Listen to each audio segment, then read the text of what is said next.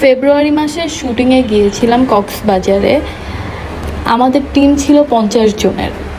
তো প্রায় দিনই এমন হতো যে শুটিং শেষে রাতের বেলায় আমরা কোথাও না কোথাও খেতে যেতাম, আমাদের ফুল ইউনিট বা ফুল টিম, আমাদের যত ফিমেল কোয়ার্টিস্ট আছে সবাই মিলে।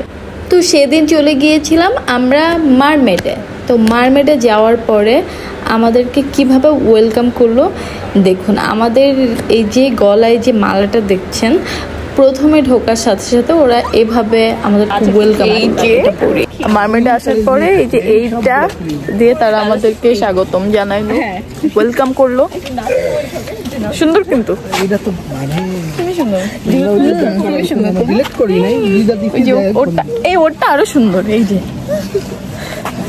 এই যে আমারটা ছোট ফুল, ওরটা বড় ফুল।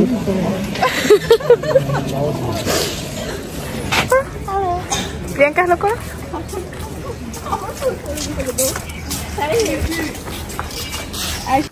আমি যেহেতু প্রথমবারের মতো মারমেডে গিয়েছিলাম, আমি মারমেডে যাওয়ার পরে মানে আমি খুব অবাক হয়ে দেখছিলাম, এত সুন্দর করে সাজানো গোছানো, ক্লাসি একটা ব্যাপার আছে ওদের মধ্যে। ওরা সব কিছু এত সুন্দর করে গ্রামীণভাবেই সাজিয়েছে, কিন্তু খুবই ক্লাসি ওয়েতে।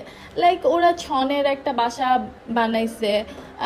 তারপরে এই যে এখানে দেখেন যে ওদের লাইটিং, সিটিং এরিয়া। যখন আমরা গিয়েছিলাম তখন অনেক ঠান্ডা ছিল।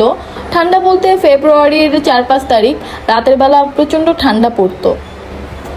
তো আমরা সমুদ্রের পাশে বসে ডিনার করছিলাম, এটার ভাইবই অন্যরকম ছিল। আর এটা ছিল আমাদের খাবারের ভ্যানু, আর ওদের ফুডও ছিল এত টেস্টি। সব মিলিয়ে একদমই 10-এ 10 দেওয়া যায় মারমেডকে। আর হ্যাঁ, ওদের এই যে টেবিলটা, ক্যান্ডেল লাইট ডিনার, ও ওয়াও, যেটা বোঝানোর মতো না।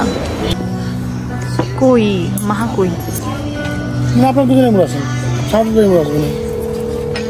আমাদের ডিনার শেষে কিন্তু ওরা আমাদের জন্য স্পেশালি একটা পারফর্ম করেছিল।